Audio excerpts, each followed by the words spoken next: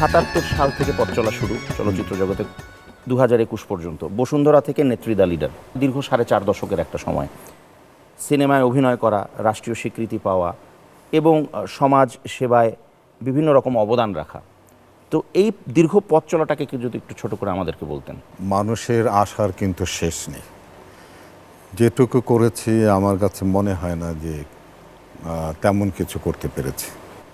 সামাজিক আন্দোলন যেটি, সেটি হলো যে আমার স্বপ্ন যেটি, সেটিও কিন্তু এখনও কিন্তু সেইভাবে বাস্তবায়িত হয়নি। তো এই দুঃখটুকু নিয়েই আর কি কাজ করছি, থেমে থাকছি না। এই যে এতগুলো রকমেরই কাজ, অনুপ্রেরণার জায়গাটা আসলে কে ছিল বা কি ছিল? চলচ্চিত্রই আমার অনুপ্রেরণা। বা ক্লাস 3 পর্যন্ত আমি দেশে ছিলাম। আচ্ছা।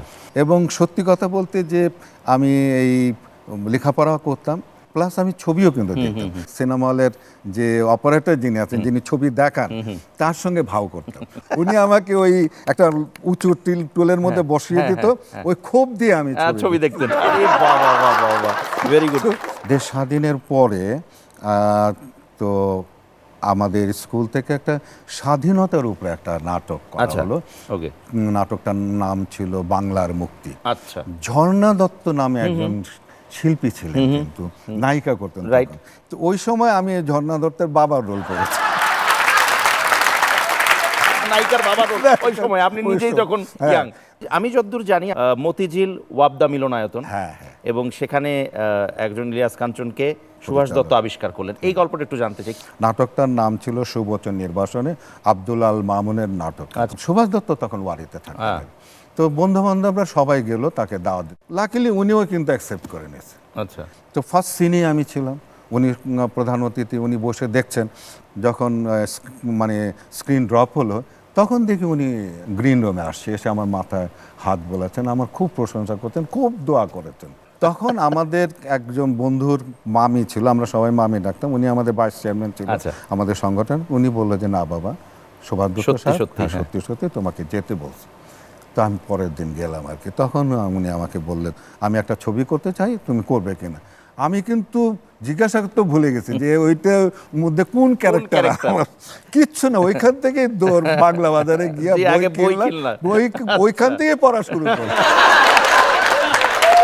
নিরাপদ সড়ক চাই বা নিঃশ্বাস একেবারেই একটা জাতীয় সংগঠন এই মুহূর্তে, এবং 28 বছরের দীর্ঘ একটা পথ চলা, অর্জনের জায়গাটা কতটুকু বলে আপনি মনে করেন? 1993 সালে আমাদের সড়কের সংখ্যা ছিল খুবই কম, গাড়ির সংখ্যাও খুবই কম ছিল।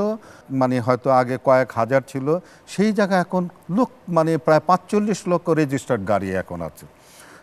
প্রায় মোটরসাইকেলই আছে 30 লক্ষের উপরে। সড়ক যেখানে ছিল কয়েক হাজার কিলোমিটার সড়ক ছিল, সেইখানে এলজিইডির সড়কে এখন প্রায় 2 লক্ষ কিলোমিটার। এই এত কিছু বাড়ার পরেও কিন্তু আমার স্ত্রী যখন মারা যায়, তখন সড়ক দুর্ঘটনায় প্রায় 10 থেকে 12 হাজার মানুষ মারা যেত, 20 থেকে 25 হাজার মানুষ আহত হতো।